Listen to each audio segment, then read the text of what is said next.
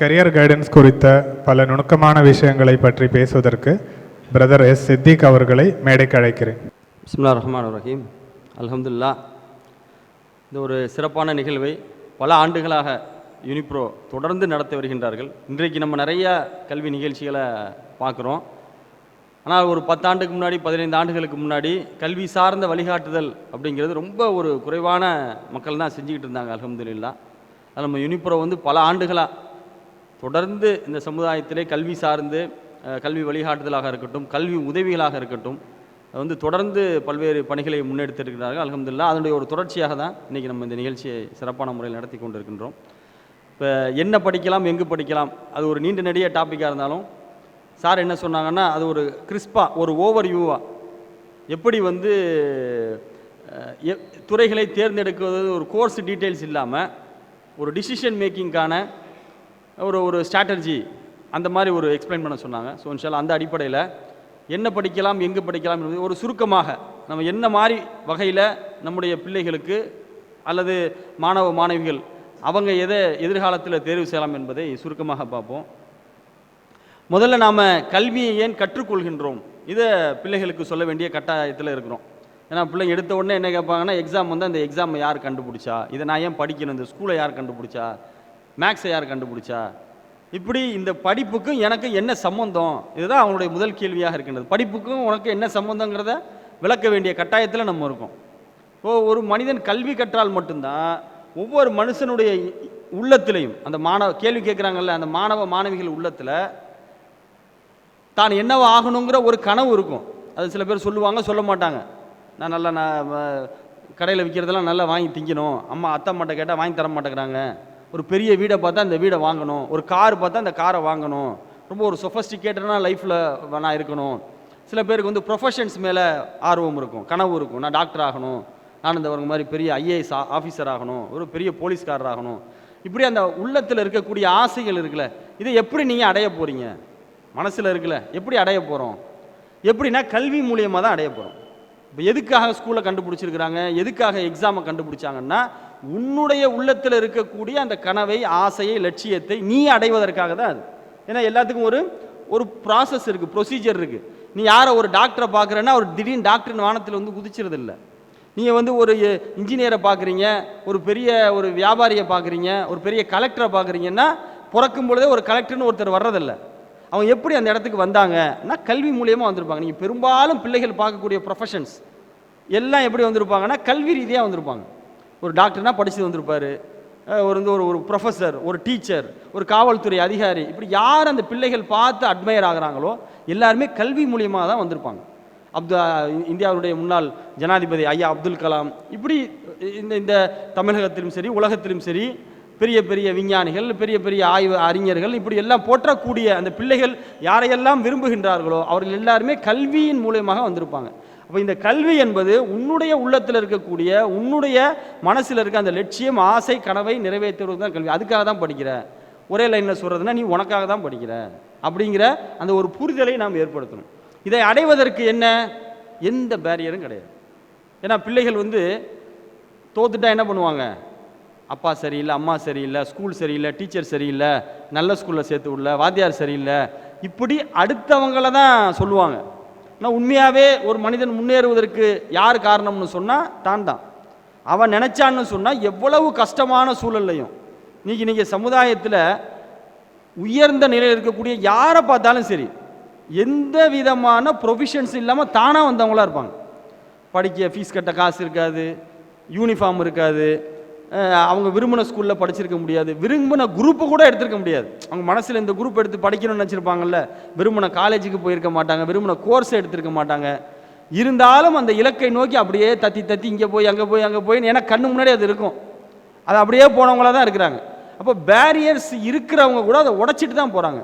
அப்போ நாம் நம்முடைய கனவை, லட்சியத்தை அடைவதற்கு உலகத்தில் எந்த பேரியருமே இல்லை. குறிப்பாக கல்வின்னு சொன்னால் எல்லாரும் வாயில் வர்றது என்னது, காசு. எவ்வளோ சென்னை 7 Hills ஒரு நிகழ்ச்சி நடத்தினேன், இதே மாதிரி எல்லோரும் கூட்டு வந்தாங்க, சின்ன பிள்ளைங்க கூட்டு வந்தாங்க. ஒரு 4ஆம் கிளாஸ் படிக்கிற பொண்ணு, அந்த பொண்ணு இந்த ஸ்லைடு வர்றப்பே வாசிச்சிச்சு, படிக்க பணம் தேவையில்லை, ஆமாம் சார் படிக்கிறதுக்கு மூளை தான் தேவை அப்படின்னுச்சு. உண்மையாகவே கல்வியின் மூலியமாக முன்னேறுவதற்கு காசு தேவையில்லை, எந்த விதமான பெரிய அளவுக்கு பொருளாதாரம் தேவையில்லை, அதெல்லாம் நம்ம அடுத்தடுத்து பார்ப்போம். நல்லா படிக்கிற பிள்ளையாக இருந்தால் எந்த செலவும் இல்லாமலே உயர்கல்வி அடையக்கூடிய வாய்ப்புகளை இன்றைக்கு தமிழ்நாட்டில் அவ்வளவு கல்வி கட்டமைப்பு சிறப்பான முறையில் ஏற்பாடு செய்யப்பட்டிருக்கின்றது. படித்தா போதும், எந்த உயரத்தையும் அடையலாம். சர்வதேச அளவில் நீங்கள் எந்த உயரத்தையும் அடையலாம், படித்தா போதும், காசு தேவையில்லை. நீ எந்த குக்கிராமத்தில் இருந்தாலும் பரவாயில்ல. அதற்கான எல்லா கட்டமைப்பும் தமிழ்நாட்டிலே மிகச்சிறப்பாக பல ஆண்டுகளாக வடிவமைக்கப்பட்டுள்ளது.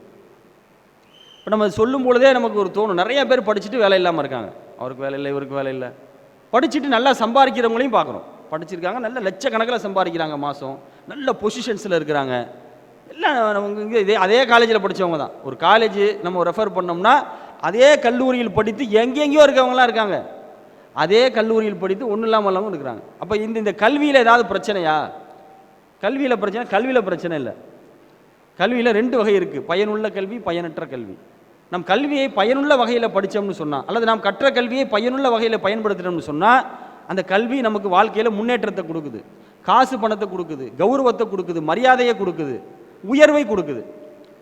கல்வியை பயனற்ற வகையில் படித்தோம்னு சொன்னால், அந்த கல்வியை பயனற்ற வகையில், எனக்கும் பயன் இல்லாமல், யாருக்கும் பயன் இல்லாமல், பயனற்ற வகையில் படிக்கும் பொழுது அது எனக்கும் ஒரு பயனை கொடுக்கறதில்லை, என்னுடைய குடும்பத்தாருக்கும் பயனை கொடுக்கறதில்ல, மாறாக எனக்கும் என் குடும்பத்தாருக்கும் தொல்லையை தான் கொடுக்குது. பார்க்குறோம்ல, படிச்சுட்டு பசாம் படிக்காமல் அவனை வெளிநாட்டுக்காவது ஏற்றி விட்டுருப்பேன், படின்னு சொல்லிங்க, படிச்சுட்டு தெருவில் சுற்றிக்கிட்டே இருக்கான், கேட்டால் வேலை இல்லைங்கிறான், என்னங்க இப்படி ஆகிப்போச்சு அப்படி நிறைய பேர் சொல்கிறது, சங்கடப்படுறதை பார்த்துருக்கோம்ல. அப்போ அந்த கல்வி அவனுக்கு எந்த பயனையும் கொடுக்கல, குடும்பத்தாருக்கு தொல்லையாகுது. இன்னும் ஒருபடி மேலே போச்சுன்னு சொன்னால் இந்த சமுதாயத்திற்கும் தொல்லையாகுது. அப்போ நாம் கற்க வேண்டிய கல்வி பயனுள்ள கல்வி, பயனற்ற கல்வியை கற்கக்கூடாது. பயனுள்ள கல்வினா எது? வெறும் டிகிரி மட்டும்தான் கல்விங்கிறது இன்றைக்கி எல்லாருடைய மனசுலையும் இருக்கக்கூடியது. ஒரு நம்ம டிகிரி படித்தோம்னா நல்ல வேலை கிடச்சிரும். நான் உண்மையாக பார்த்தீங்கன்னா இன்றைக்கி இருக்குது, நம்ம ஏஆர்கே சார் அவங்களுக்கு கூட தெரியும், இன்றைக்கி வெறும் டிகிரிக்கு வாய்ப்புகள் இருக்கான்னா கிடையாது. டிகிரியோடு சேர்ந்து நாலேஜ் இருக்கணும். நம்ம என்ன படிக்கிறோமோ அந்த பட்டப்படிப்பு சார்ந்த நாலேஜ், அறிவு நமக்கு இருக்கணும். அது ஒரு காலம், நான் படித்த காலம். இப்போ எப்படின்னா அந்த அறிவோடு சேர்ந்து திறமை இருக்கணும், ஸ்கில் செட்டு தான். இப்போ பாருங்கள், ஸ்கில் மட்டும் பெரிய ரவுண்டாக போட்டிருப்போம். அப்போ திறமை, அறிவு, பட்டப்படிப்பு, இது 3ம் சேர்ந்தது தான் கல்வி. இது முதல்ல நம்ம பேரண்ட்ஸுக்கு விளக்கணும். அவங்க என்ன நினைக்கிறாங்க, நல்லா படிக்கணும், நல்லா சம்பாதிக்கணும், நல்ல படிப்பாக இருந்தால் சொல்லுங்கள், நல்ல படிப்பு சொல்லுங்கள், படித்தா நல்லா வரணும். படிப்புங்கிறது ஓகே, அது ஒரு அடிப்படை குவாலிஃபிகேஷன் ஆயிடுச்சு இன்றைக்கி. அதையும் தாண்டி பிள்ளை நாலேஜை டெவலப் பண்ணணும், ஸ்கில்ஸை டெவலப் பண்ணணும். இதில் தான் இன்றைக்கி வாய்ப்புகளும் அந்த உயர்வுகளும். இந்த அல்லாஹ் சொல்லுவாங்க, அதாவது கற்றோரும் கல்லாதவரும் சமமாக மாட்டார்கள்னு. அந்த உயர்வு, கல்வியாளர்களுக்கான உயர்வு எங்கே கிடைக்குதுன்னா டிகிரியில் மட்டும் கிடைக்கிறது இல்லை. Degree, knowledge, skills. ஸோ இது 3 நாம் வளர்த்துக்கொள்ள வேண்டும். ஏன்னா படிக்கக்கூடிய மாணவர்கள் எந்த பட்ட படிப்பை தேர்வு செஞ்சாலும் சரி, எல்லாமே சிறந்த படிப்பு தான்.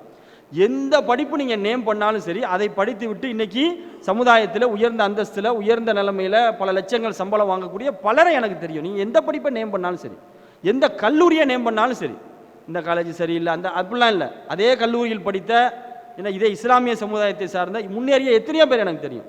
இந்த கோர்ஸ் வேஸ்ட்டுங்க அப்படின்னு நீங்கள் சொன்னீங்கன்னா, அந்த கோர்ஸை படித்து இன்றைக்கி சமுதாயத்தில் முன்னேறக்கூடிய எத்தனையோ இஸ்லாமிய சகோதரர்கள் எனக்கு தெரியும்.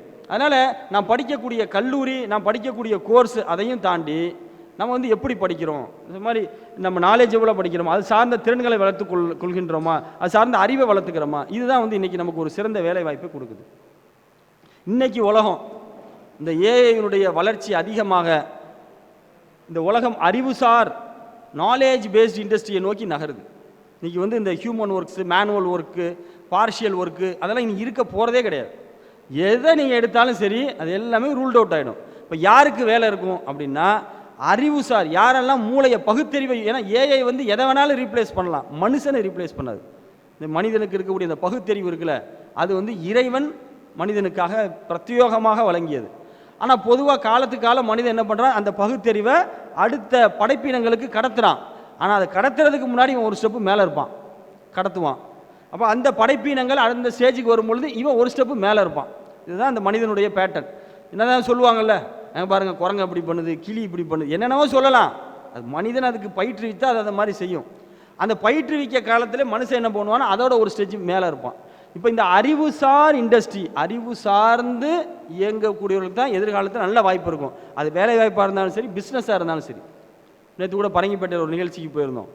இன்னைக்கு தொழில்துறை வணிகம் அதை வந்து தொழில்நுட்பம் எந்த அளவுக்கு ஆட்கொண்டு இருக்கின்றது, வணிகத்தில் இருக்கக்கூடிய வாய்ப்புகள், எதிர்காலத்தில் வணிக வாய்ப்பு எப்படி இருக்கும். இன்றைக்கி நம்ம அசால்ட்டாக அந்த கடை வச்சு காசு கொடுக்குறோம் வாங்குகிறோம், இந்த 1000 ரூபா சம்பாரிச்சிட்டான்ப்பா, இந்த செல்ஃபோன் கடையில் நின்று ஒரு 50,000 சம்பாதிக்கிறான் மாதம், இந்த மாதிரி சில்லற சம்பாத்தியம் இருக்குல்ல, இதெல்லாம் ரூல்ட் அவுட் ஆகிடும். ஒரு ஒரு ஒரு இந்த ஏஐ துறை சார்ந்த வல்லுநர்கள், அது மாதிரி வந்து வணிகம் சார்ந்த வல்லுநர்கள்லாம் ஒரு சிறப்பான ஒரு நிகழ்வு.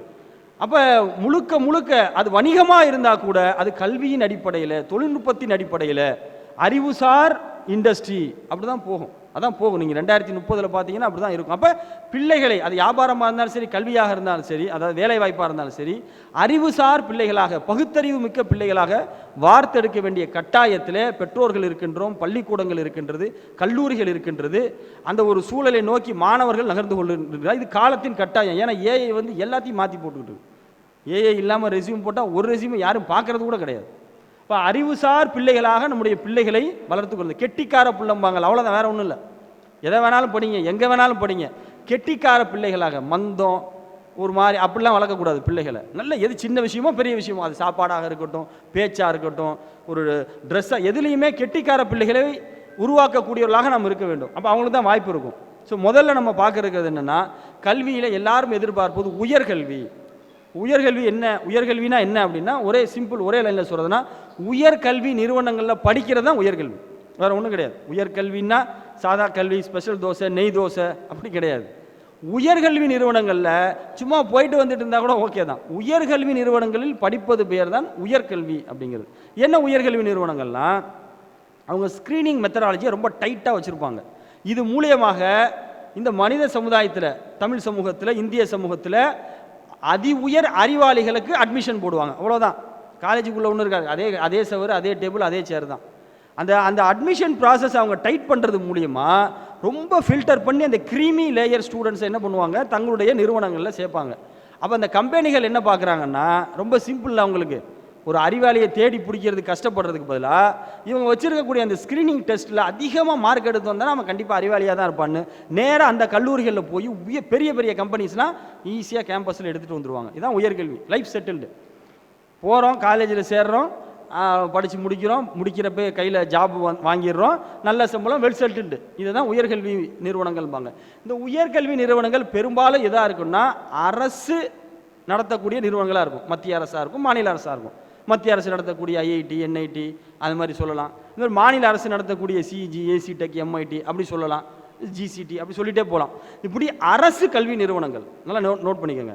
ஏன்னா தனியார் கல்வி நிறுவனங்களில் காசு இருந்தால் சேரலாம். அப்போ அங்கே அறிவாளி மட்டும் சேருவானா அப்படிங்கிறதுக்கு உத்தரவாதம் கிடையாது. அறிவாளியும் சேருவாங்க, காசு இருக்கவங்களும் சேருவாங்க. இப்போ சிஇஜி எடுத்துக்கோங்க, 90% இல்லை 95% இந்த இந்த தமிழ் சமூகத்தில் அதி உயர் மதிப்பெண் எடுத்தவங்க தான் சேர முடியும். அப்போ அங்கே 90% குவாலிஃபைடு ரிசோர்ஸ் இருக்கும், அப்போ அங்கே போய் வருவாங்க. அப்போ பொதுவாகவே உயர்கல்வி நிறுவனங்கள் என்பது மத்திய மாநில அரசுகள் நடத்தக்கூடிய நிறுவனங்களாக தான் இருக்கும். தனியார் நிறுவனங்கள் பெரும்பாலும் உயர்கல்வி நிறுவனங்கள்ன்ற பட்டியலில் பெரும்பாலும் இருக்காது. ஸோ இந்த உயர்கல்வி நிறுவனங்களை எப்படி சேர்றதுன்னா, நான் சொன்ன மாதிரி அந்த ஸ்க்ரீனிங் ப்ராசஸ் வந்து டஃப்பாக இருக்கும். அது மூலியமாக தான் நம்ம சேர முடியும். அதில் இருக்கக்கூடிய விளக்கங்களை பார்ப்போம். ஃபஸ்ட்டு என்னென்னா, நம்ம ப்ளஸ் 2ல் நல்ல மார்க் எடுத்து, ஏன்னா தமிழ்நாடை பொறுத்தவரையும் என்ட்ரன்ஸ் எக்ஸாம்ங்கிறது நீட்டை தவிர வேறு எதுக்கும் கம்பல்சரி கிடையாது. நீங்கள் ப்ளஸ் 2 மதிப்பின் அடிப்படையில் தான் பெரும்பாலான அட்மிஷன் வந்து போடப்படுது. அப்போ அந்த ப்ளஸ் 2ல் நம்ம நல்ல மார்க் எடுக்கிறது மூலிமா தமிழ்நாடு அரசு நடத்தக்கூடிய உயர்கல்வி நிறுவனங்களை நமக்கு எளிதில் சேர முடியும். அது என்ன அட்வான்டேஜ்னா, ஃபீஸ் கம்மியாக இருக்கும், கேம்பஸ் இன்டர்வியூவில் ஜாப் கிடைக்கும். இப்போ நான் சிஜியில் படித்தேன், காலேஜ் ஆஃப் இன்ஜினியரிங் இண்டியில் படிச்சுக்கிட்டு இருக்கும்போது ஃபஸ்ட் இயர் நான் எம்டெக் அங்கே தான் படித்தேன். ஃபஸ்ட் இயரில் எனக்கு ஒரு ஜாப் ஆஃபர் கேம்பஸ் இன்டர்வியூவில் கிடச்சிது, நல்ல சம்பளத்தில், நல்ல கம்பெனியில் வேலை. இப்போ இந்த லைஃப் செட்டில்டு, படிக்கிறது பாஸ் பண்ணுறதுலாம் ஒரு பெரிய விஷயமாகவே இருக்குது. ஏன்னா எந்த வாத்தியார் நமக்கு கிளாஸ் எடுக்கிறாரோ அவர் தான் கொஸ்டின் பேப்பரே செட் பண்ணுவார். ரொம்ப ரொம்ப பீஸ்ஃபுல்லாக இருக்கும், ஒரு டென்ஷன் இருக்காது, படிக்க டென்ஷன் இருக்காது, வேலை தேடுறதுக்கு டென்ஷன் இருக்காது, பீஸ்ஃபுல்லாக இருக்கும். நல்ல வேலை, நல்ல சம்பளம், நல்ல கல்வி, ஹாப்பியாக போயிட்டு ஹாப்பியாக வரலான்னு வைங்களேன். இப்போ இதுக்கு என்ன அப்படின்னா, நான் சொன்ன மாதிரி நம்ம ப்ளஸ் 2ல் நல்ல மார்க் எடுக்கணும். இது இல்லைன்னா என்ட்ரன்ஸ் எக்ஸாம் நிறையா இருக்கும் யூஜிக்கு. இப்போ ஜேஇ அடுத்து காட்டுறேன். அப்போ மத்திய அரசுன்னா மத்திய அரசு முழுக்க அவங்க என்ட்ரன்ஸ் எக்ஸாம் பேஸ் பண்ணி தான் அட்மிஷன் போடுவாங்க. அப்போ அந்த என்ட்ரன்ஸ் எக்ஸாமில் நம்ம நல்ல மார்க் எடுக்கணுங்கிற ஒரு சூழல் இருக்கும். இப்போ நம்ம யூஜியில் அது முடியல, ப்ளஸ் 2ல் எனக்கு நல்ல மார்க் வரலன்னா உடனே நம்ம இலக்கை விட்டுறக்கூடாது, பிஜி ட்ரை பண்ணணும். ப்ளஸ் 2ல் மார்க் கம்மியாயிருச்சு, எனக்கு ஜேஇயில் மார்க் வரல, அதில் வரல, இதில் வரல, இப்படி எல்லாமே ட்ராப் ஆகினா கூட நம்ம என்ன செய்யணும், பிஜியை ட்ரை பண்ணணும். பிஜியில் நல்ல மார்க், அதாவது பிஜியில் இருக்கக்கூடிய என்ட்ரன்ஸ் எக்ஸாமில் நல்ல மார்க் எடுத்துகிட்டு போக பார்க்கணும்.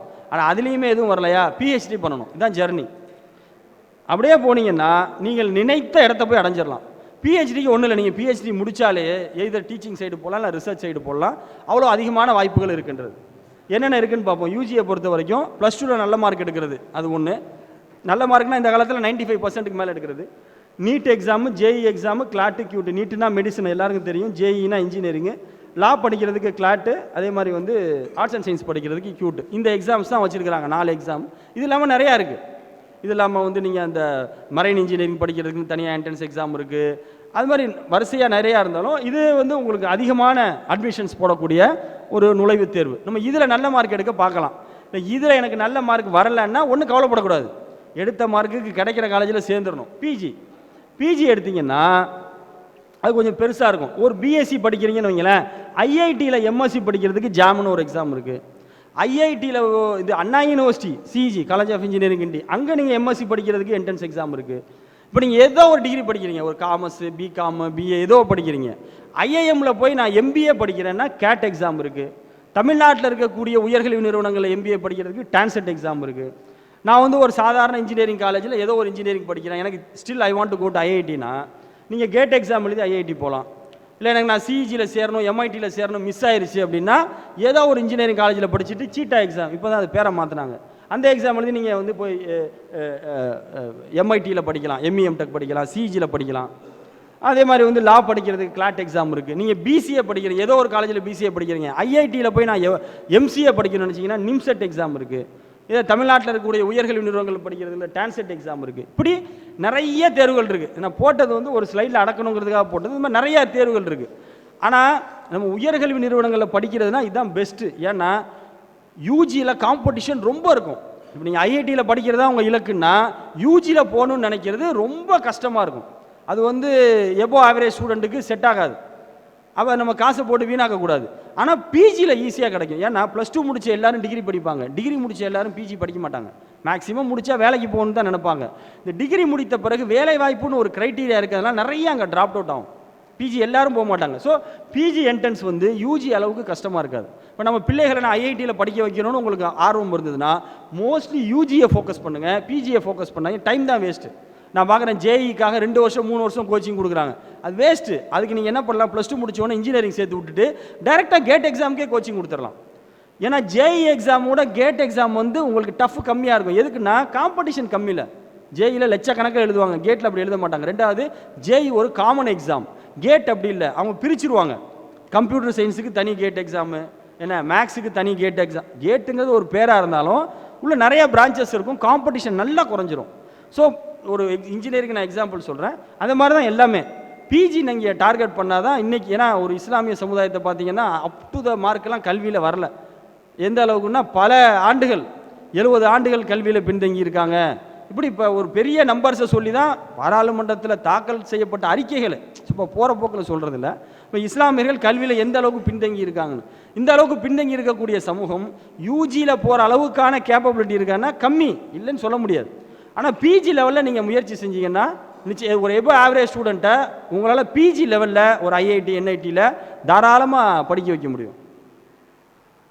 அடுத்து பார்த்தீங்கன்னா நல்ல வேலை வாய்ப்பை பெறுவதற்கு என்னன்னா, நான் சொன்ன மாதிரி டிகிரி மட்டும் பார்த்தாது, ஸ்கில் செட் ரொம்ப ரொம்ப முக்கியம்.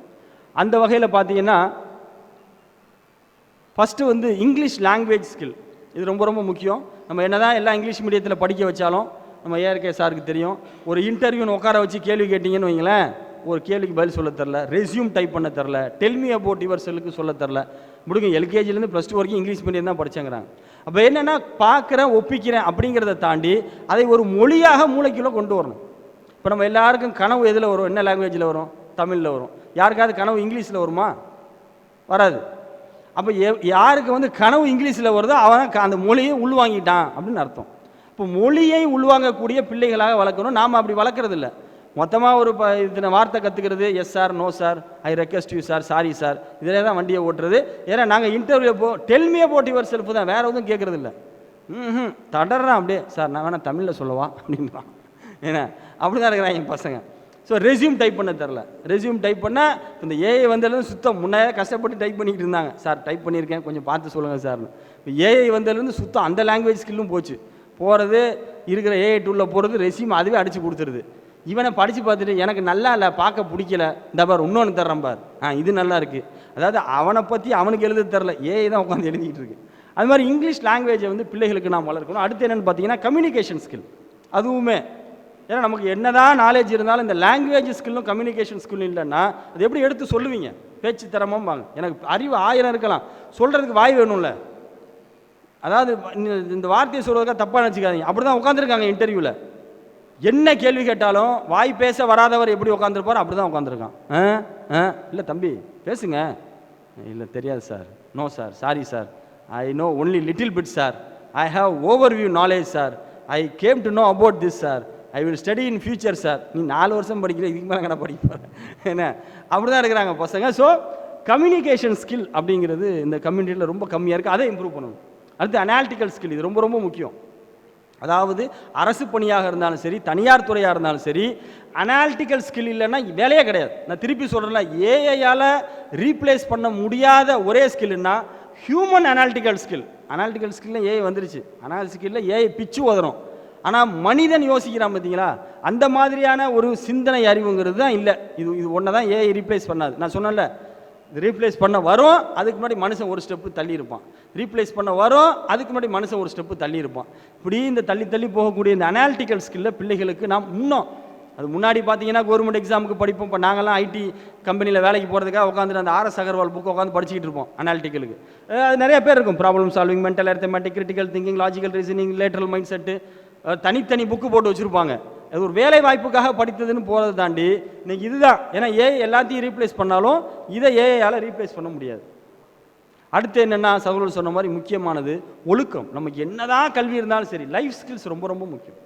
ஒரு துறையில் நம்ம என்ட்ரி போகிறதுக்கு தான் இந்த ஒரு என்ட்ரி போகிறதுக்கு தான் வந்து நமக்கு இதெல்லாம் உதவியாக இருக்கும். நம்ம படித்த எல்லா நான் கல்வி திறன்கள் சொல்கிறேன்ல, என்ட்ரி போட்டதுக்கப்புறம் அந்த துறையில் சாதனை என்பது நம்முடைய இந்த ஒழுக்கம் சார்ந்த பண்புகளை கொண்டது. பொறுப்பு இருக்கணும். ஒரு கம்பெனியில் போகிறீங்க, உங்களை வந்து ஒரு டிஎல்லாக யாரை டிஎல்லாக கொடுப்பாங்க? யாருக்கு ஒரு டிஎல்? ஏன்னா நம்ம ப்ரொமோஷன் வாங்கினா சம்பளம் அதிகமாக வரும், சேரும்பொழுது சம்பளம் கம்மியாக தான் இருக்கும். யாருக்கு பொறுப்பு இருக்கோ, நல்லா பொறுப்பான பையன் இவனுக்கு கொடுப்போம். யார் வந்து ஒரு டீம் ஒர்க், ஒரு கொலாபரேட்டாக ஒர்க் பண்ணுறாங்களோ அவங்களுக்கு தான் அந்த பொசிஷனை கொடுப்பாங்க. யாருக்கு மேனேஜர் பொசிஷனை கொடுப்பாங்க, யாருக்கு வந்து ஒரு டெக்னிக்கல் ஆர்கிடெக்டாக கொடுப்பாங்க. செல்ஃப் ட்ரிவன் இது பசங்கிட்ட கிடையாது. எது சொன்னால் தான் செய்வானா ஒரு டெக்னிக்கல் ஆர்கிடெக்ட் ஆக்க மாட்டாங்க. ஏன்னா கொடுக்குற டாஸ்க் அவர் சொந்தமாக யோசிச்சு செய்யணும். இந்த பண்புகள் இருக்குல்ல மனிதனுக்கு, இந்த ஒழுக்க பண்புகள் இதுதான் உயர்வை தரும்.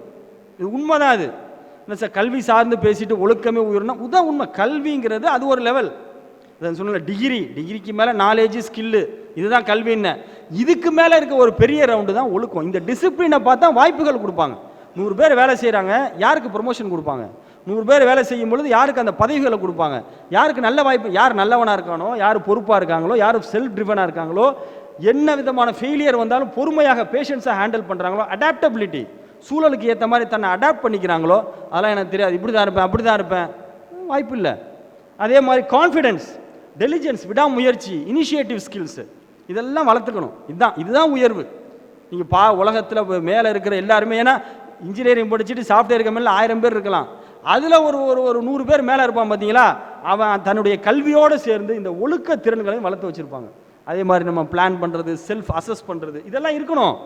அடுத்தடுத்து நீங்கள் மேலே போகணுன்னா இப்படி ஒரு கட்டமைப்புக்குள்ளே உங்கள் வாழ்க்கையை திணிக்கலைன்னா ரேண்டமாக போயிடும். அந்த வாழ்க்கை என்ன ஆயிரும்? வீணாக போயிடும். அடுத்து மேக்ஸ் நாலேஜ், இது ரொம்ப ரொம்ப முக்கியம். மேத்தமெட்டிக்கல் நாலேஜ் வந்து இன்றைக்கி பிள்ளைகளுக்கு ரொம்ப அவசியம். ஏன்னா இந்த 10th அப்புறம் பார்த்தீங்கன்னா யாரும் அந்த மேக்ஸ் குரூப்பே எடுக்கிறது இல்லை. டாக்டர் படிக்கிறேன்னு பியூர் சயின்ஸ் போயிடுறது. இங்கே பாருங்கள், நீட் எக்ஸாமு போன வருஷம் இந்த நீட் எக்ஸாம் பாருங்கள், ஃபிசிக்ஸு பேர் தான் ஃபிசிக்ஸு, எல்லாம் மேக்ஸ் கொஸ்டின் தான். இன்றைக்கி வந்து ஒரு நீட் எக்ஸாமில் நல்ல மார்க் எடுக்கணுன்னாலுமே மேக்ஸ் ரொம்ப ரொம்ப அவசியம். மேக்ஸ் இல்லாமல் நீட் எக்ஸாம் முடியாது. பாருங்கள், இது நீட் எக்ஸாம் தான். என்னங்க ஜேஇ எக்ஸாமை காட்டுறீங்களா? அதிங்க 2020 NEET exam dy/dx, cos θ, sin θ, x² x³ இதுதான் பேப்பரு. மேக்ஸ் தான் நீட்டு. மேக்ஸ் இல்லைன்னா நீட்டே கிடையாது. அப்போ கணித அறிவுங்கிறது உங்களுக்கு அவ்வளோ ஒரு அடிப்படையானதாக இருக்குது. இன்றைக்கி வந்து ஏஐ உலகம்.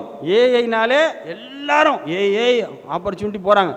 அது அடிப்படை என்ன? மேக்ஸ் தான். மேக்ஸு, அனாலிட்டிக்கல் ஸ்கில்லு, அப்படியே போனீங்கன்னா government job, maths, statistics, programming skill, data science, machine learning, AI, எல்லாத்துக்கும் அடிப்படை இன்றைக்கி என்னென்னா கணிதம் தான். ஸோ மேத்தமெட்டிக்கல் நாலேஜ் பிள்ளைகளை மேக்ஸ் ஒரு புள்ள எனக்கு வரல என்னை விட்டுருங்கன்னா அவன் அவ்வளோதான் முடிஞ்சுன்னு அர்த்தம். அவன் படிப்பு வரலன்னு சொல்கிறான்னு அர்த்தம். ஒரு புள்ள வந்து எத்தா எனக்கு பேச முடியல, கண்ணு பார்க்க முடியலன்னா எந்த அளவுக்கு அது ஒரு சீரியஸ்னஸ்ஸாக எடுப்பீங்களோ அதே மாதிரி ஒரு பிள்ளை வந்து எனக்கு மேக்ஸ் வரலன்னா அந்த சீரியஸ்னஸை நீங்கள் எடுக்கணும். ஐயோ பிள்ளைக்கு பார்வையில் ஏதோ பிரச்சனை, டாக்டருக்கு தூக்கிட்டு ஓடுறோம்ல, என்ன திடீர்னு பேச்சு வர மாட்டேங்குது, திடீர்னு என்ன கால் நடக்க மாட்டேங்குது அப்படின்னு ஒரு பதஷ்டம் இருக்குல்ல, அந்த பதஷ்டம் பிள்ளைகள் வந்து மேக்ஸ் படிக்கலைன்னா உங்களுக்கு அவசியம் வரணும். ஒட்டுமொத்த கல்வி கட்டமைப்புமே இன்றைக்கு கணிதத்தினால் ஆனது, அதான் உண்மை. நீங்கள் எல்லாருக்கும் தெரியும் ஏஐ தான். ஏஐக்கு கீழே என்ன இருக்குன்னா மேக்ஸ் தான் இருக்குது. மேக்ஸ் இல்லாத பிள்ளைகளுக்கு சிறந்த எதிர்காலம் என்பது கேள்விக்குறியாக தான் இருக்கும். அதனால் கணித அறிவு நான் மேக்ஸ் சப்ஜெக்டை மட்டும் பேசலை, கணித அறிவை பிள்ளைகளுக்கு வளர்க்குறதுக்கு முயற்சி செய்யுங்க. ஸோ கம்ப்யூட்டர் நாலேஜ் இன்றைக்கி ரொம்ப அவசியம். அது ஆல்ரெடி வந்துருச்சு, எல்லாம் ஃபோன்லேயே நமக்கு தான் தெரிய மாட்டேங்குது. பசங்க நமக்கு மேலே ரொம்ப அட்வான்ஸாக இருக்கிறாங்க. ஸோ கணினி சார்ந்த ப்ரோக்ராமிங் ஸ்கில்ஸ் இருக்குல்ல, அது வந்து நம்ம அதிகமாக வளர்த்து கொள்ள வேண்டும். ஸோ குட் நியூஸ் என்னென்னா இறைவன் நமக்கு அந்த அறிவை வழங்கியிருக்கிறான். அந்த நாலேஜ் அறிவு நம்ம மூளை வந்து ஏற்கனவே இருக்குது, அதை நம்ம நல்லதுக்கு பயன்படுத்தணும். ஒரு சின்ன இங்கிலீஷில் போடுறேன், சும்மா படிங்க. Important things is that the first and last letter be at the right place. The rest can be a total mess and you can still read it without problem. This is because the human mind does not read every letter by itself but the words as a whole. இதெல்லாம் ஒரு English தான், but இருந்தாலும் ரொம்ப ஒரு ஜம்பிள்டாக ஷஃபிள்டாக இருக்குது. Still நம்ம brain வந்து பார்த்திங்கன்னா எவ்வளோ கோர்வையாக படிக்குது பாருங்கள். இப்போ ஆற்றலும் அறிவும் இறைவன் நம்ம மூளைக்கு கொடுத்து தான் இருக்கிறான். நாம் அதை நம்முடைய கல்வி வளர்ச்சிக்காக பயன்படுத்துறதில்ல. பயன்படுத்துகிறோன்னா வரலாம், சிம்பிள் தான். ஸ்கில் எப்படி சார் டெவலப் பண்ணுறதுனா வில் இஸ் ஸ்கில். முடியும்னா முடியும். சைக்கிள் ஓட்டுறாங்க, கீழே விழுந்து வாடுறாங்க, பைக் ஓட்டுறாங்க, கீழே விழுந்து வாடுறாங்க, கீழே விழுந்துட்டேன், கையில் காலில் அடிபட்டுருச்சு, என் வாழ்க்கையில் பைக்கே தொட மாட்டேன்னு யார் சொல்கிறா? திருப்பி முயற்சி பண்ணி அவனுக்கு அந்த வில் இருக்குது, செய்யணும்னு ஆசை இருந்துச்சுன்னா உலகத்தில் எப்பேற்பட்ட ஸ்கில்லையும் கற்றுக்கிறான். ஸ்கூபா டைவிங் போகிறான்றான் ஒருத்தன், ஒரு பையன் அப்படி தான் படினா இங்கே பாருங்கள் ஸ்கூபா டைவிங். அவன் ஏங்க ஸ்கூபா டைவிங் என்ன பண்ணுறது, அப்படி தான் போகிறான். ஒருத்தன் மலையிலேருந்து குதிக்கிறான். மலையிலேருந்து குதிக்கிறது கேட்டால் அது ஒரு வேலைங்கிறாங்க. இப்போ புதுசாக கண்டுபிடிச்சி வச்சுருக்காங்க வேலையை. மலையிலேருந்து குதிக்கிறாங்களாம், அது ஒரு வேலை. என்னென்னமோ பண்ணுறாங்க. ஏன்டா படி, மேக்ஸு படி, இதை படினா அதுக்கு முடியாதுன்ட்டு மலையிலேருந்து குதிக்கிற. இல்லை நான் சேஃப்டியோடு தான் குதிப்போம். அது ஒரு ஜாபு, குதிக்கிறது இல்லை. இந்த குதிக்கிறதுக்குன்னு ஒரு வேலை வாய்ப்பு. கடலுக்கு கீழே உட்காந்து ஸ்கூபா டைவிங் போகிறான் நம்ம தெரிஞ்ச பையன் ஒருத்தன். இப்படி என்னென்னமோ பண்ணுறாங்க பசங்க. அப்போ என்ன அர்த்தம்னா வில்லு இருந்தால் முடியும். Skill is nothing but like வில்லு தான். முடியும்னா முடியும், அவ்வளோதான். பெரிய லாஜிக்லாம் ஒன்றும் கிடையாது. ஸோ கடைசியாக ஒரு கொஸ்டின் இன்ஷால்லா பதில் சொல்லுங்கள். I am easy to throw but hard to lift. நீங்கள் வந்து லிஃப்ட் பண்ணுறது ஈஸி பட் த்ரோ பண்ணுறது கஷ்டம்.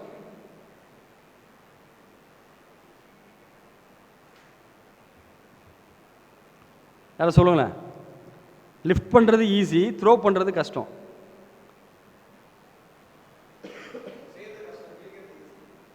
இல்லை ஃபிசிக்கலாகவே சொல்கிறேன். ஒரு பொருள், அந்த பொருளை கண்டுபிடிக்கணும், அதை லிஃப்ட் பண்ணுறது ஈஸி, த்ரோ பண்ணுறது கஷ்டம். அதான் ஏதாவது சொல்லுங்கள்.